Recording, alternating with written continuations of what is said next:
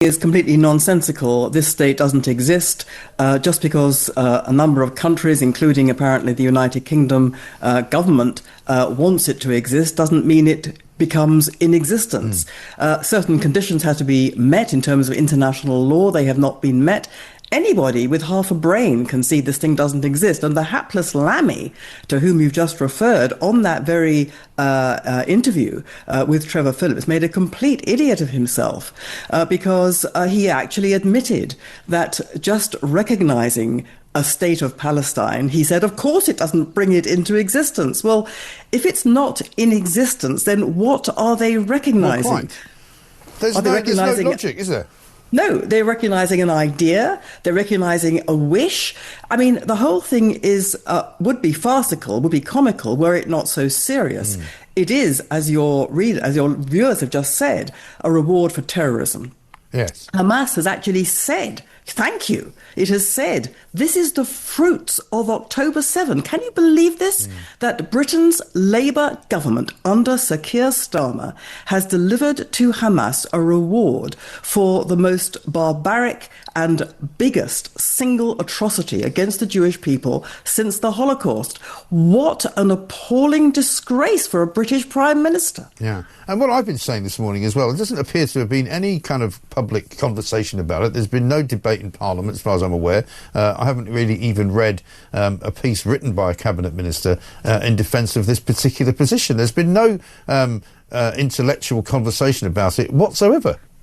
Well, no, I think we can all see broadly what's happened. You know, Sir Keir Starmer under enormous pressure from the Gaza first tendency, which is growing, unfortunately. I mean, as if Gaza has anything to do with the interests of the British people, of whom he is the Prime Minister. But anyway, there's an enormous pressure on him personally from his hard left, who would depose him in a heartbeat over this. There's enormous pressure from the rising Muslim bloc, the rising power of the Muslim bloc, both inside the Labour Party and in the country. So those two things have been great pressure on him that has been building for some time. And I think that what possibly has spooked him completely into this precipitate action was Emmanuel Macron, the French president, saying that he was going to do this.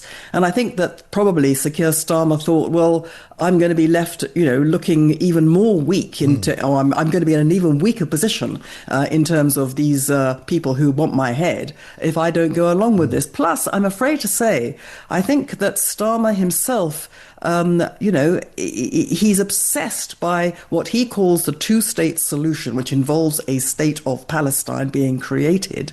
And he believes that Israel is dragging its feet over this.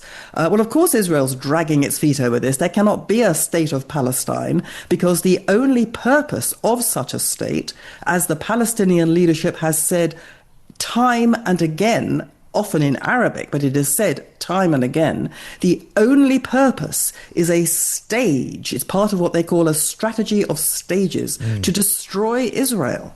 I mean, I'm speaking to you from Jerusalem, just sort of down the road, sort of between you and sort of Kilburn, as it were, or Primrose Hill, is the area which would be designated as part of Palestine, from which it is eminently possible to fire missiles straight at the Israeli capital, straight at Ben Gurion Airport, straight at most of Israel. Indeed, a missile attack was thwarted from those areas in the last few days. A missile attack. Can you imagine a missile being fired at you where you're sitting from, say, Primrose Hill? That's what's being faced here now.